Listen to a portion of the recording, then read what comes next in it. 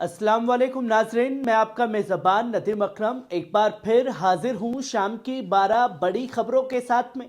ये खबरें जुड़ी हैं रूस यूक्रेन जंग, गजा और इजराइल के संघर्ष से, यमन और इजराइल के बीच बढ़ते तनाव से और लेबनान में छिड़ी जंग से।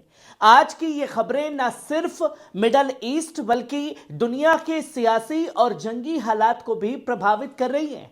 सुबह शाम की चक्री में पिसती रहती है दिन भर, माहवारी की पीड़ा हो या बीमारी की तकलीफें, किस्मत का लिखा है शायद, ये सोच के सब सह जाती है।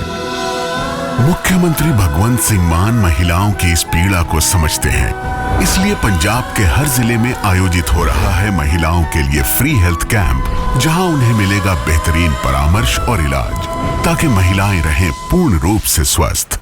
आइए शुरुआत करते हैं आज की बड़ी खबरों से, जिसकी तफसीलात के साथ सिर्फ पल पल न्यूज पर रखी जाएगी। शुरुआत करते हैं पहली खबर, जो कि आप अपनी स्क्रीन पर देख रहे हैं।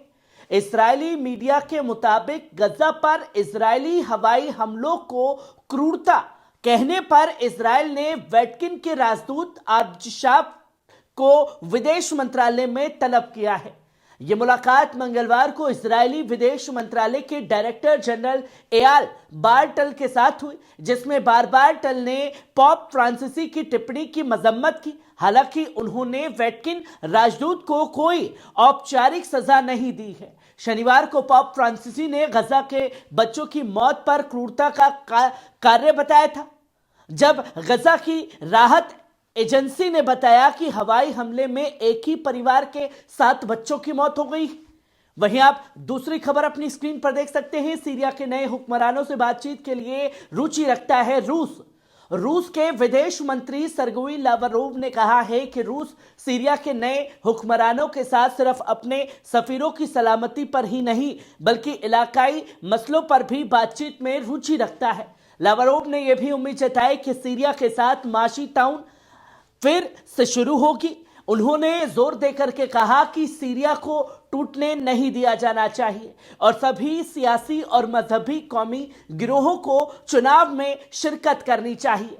वहीं आप तीसरी खबर अपनी स्क्रीन पर देख सकते हैं। इजरायली फौज का दक्षिण लेबनान में आगे बढ़ना, वादी अल हुजैरा के पास हालात संगीन हो चुके हैं। दक्षिण लेबनान में अल कांत्रा की तरफ ताइबा प्रोजेक्ट के रास्ते इजरायली टैंकों और बुलडोजर की पेशकदमी हुई है। वादी अल हुजैर में इजरायली फौज के घुसने के बाद हालात और संगीन हो गए हैं। लेबनानी फौज ने वादी अल हुजैरा की तरफ जाने वाला रास्ता काकियात अल मिस्र के पास अपने चेकपोस्ट से बंद कर दिया है। इसी दौरान इजरायली मार्कवा टैंक ने इलाके में गश्त लगाई और आसपास के जंगलों में बड़े पैमाने पर तलाशी अभियान भी चलाया। वहीं अल कांत्रा और कुसेरा के बाशिंदे अल गंधूरिया की तरफ भागने पर मजबूर हो गए।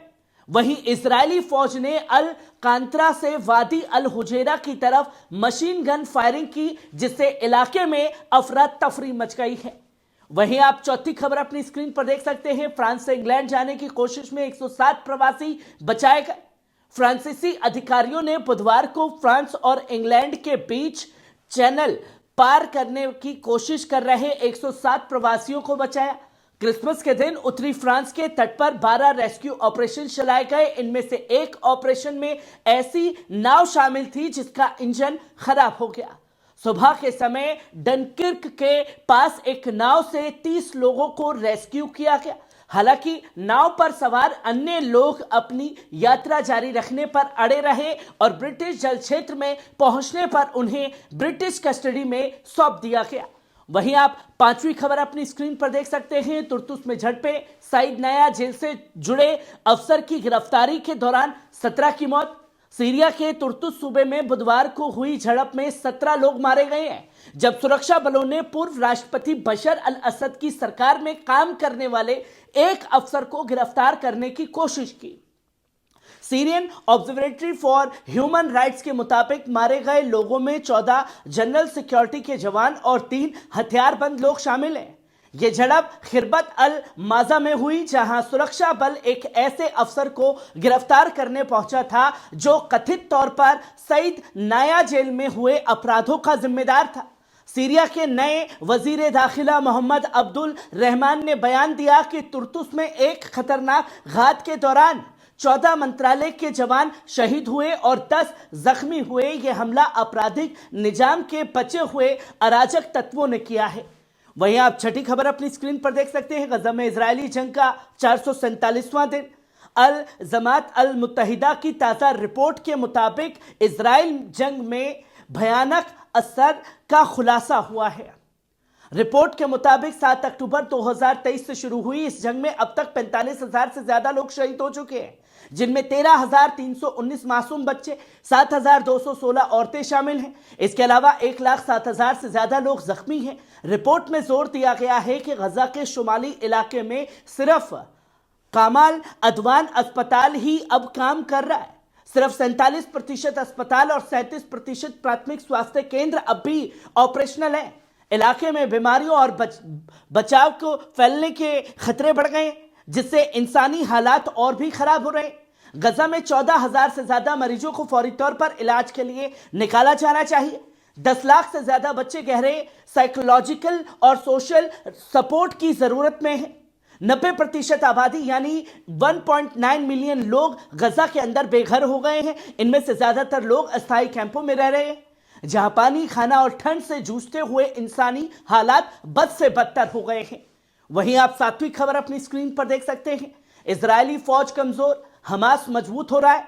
पूर्व जनरल इस्ताक ब्रिक का बयान सामने आया है। पूर्व इजरायली जनरल और सैन्य विशेषज्ञ इस्ताक ब्रिक ने कहा कि जमीनी हालात बताने के लिए आंदोलन हमास अपनी ताकत बढ़ा रहा है, जबकि इजरायली फौज कमजोर हो रहा है। हमास ने अपनी जंगी शाखा को मजबूत किया है। गजा पर प्रभावी तरीके से हुकूमत कर रहे लोग शामिल हैं और सुरंगों के जरिए लगातार हथियारों की सप्लाई जारी रखी हुई है। उन्होंने आगाह किया कि इजरायली फौज के पास जमीनी लड़ाई जीतने की सही काबिलियत नहीं है और बार बार किए जा रहे हवाई हमले बेनतीजा साबित हो रहे हैं। ब्रिक ने कहा कि जंग को लंबा खींचना प्रधानमंत्री बेंजामिन नेतन्याहू की सियासी मंसूबों का एक बड़ा हिस्सा है, जो कैदियों और इंसानी नैतिकता की कीमत पर हो रहा है। वहीं आप 8वीं खबर अपनी स्क्रीन पर देख सकते हैं। इजराइल और यमन के बीच तनाव और चर्चा के लिए यूएनएससी की इमरजेंसी बैठक बुलाई गई। अमाम अल मुत्तहिदा की सलामती काउंसिल यूएनएससी अगले सोमवार को एक इमरजेंसी इजलास करेगी, जिसमें ज़ायोनिस्ट निज़ाम और यमन के बीच बढ़ते तनाव पर चर्चा होगी। ज़ायोनिस्ट निज़ाम के मुकीम मुस्तकिल नुमाइंदे ने बुधवार को बयान दिया कि इसराइल ने यमन के अंसारुल्लाह और फौज की तरफ से कब्जे वाले इलाकों में हो रहे हमलों पर चर्चा के लिए इस बैठक की मांग की थी। ज़ायोनिस्ट मीडिया की रिपोर्ट के मुताबिक इसराइल के वजीर खारजा गिदोन सार ने मंगलवार को यूएनएससी की मौजूदा सदर और अमेरिकी सफीर लिंडा थॉमस से अपील की थी कि इस इजराइल विरोधी कार्रवाई की मजम्मत के लिए इमरजेंसी बैठक बुलाई जाए। वहीं आप 9वीं खबर अपनी स्क्रीन पर देख सकते हैं। इजरायली हमला। लेबनान के बेका में हिजबुल्लाह के हथियारों की शिपमेंट को निशाना बनाया गया। अल अरबिया अल हदस की रिपोर्ट के मुताबिक इजराइल ने लेबनान के बेका इलाके में एक हिजबुल्लाह की स्ट्रेटेजिक हथियारों की शिपमेंट को निशाना बनाया है। बताया जा रहा है कि यह हथियार बशर अल असद के निजाम के पतन के बाद सीरिया से दाखिल हुए थे। हालांकि इस्राएली फौज और हिजबुल्लाह के बीच जंगबंदी समझौते के बावजूद बुधवार सुबह बाल बक के इलाके में इजरायली फिजाई हमला किया गया। रिपोर्ट्स के मुताबिक यह हमला तारिया इलाके के पास एक मकान को निशाना बनाकर किया गया, जो नदी अल लितानी के किनारे स्थित था। विकाफी एजेंसी ने बताया कि इस हमले में कोई जानी नुकसान नहीं हुआ है, पर एक सिक्योरिटी सोर्स जो अपनी पहचान नहीं बताना चाहता था, उसने बताया कि यह हमला सुबह 2:40 पर हुआ। निशाना तारिया के खेतों में स्थित स्टोरेज थे, जो कि हिजबुल्लाह के थे।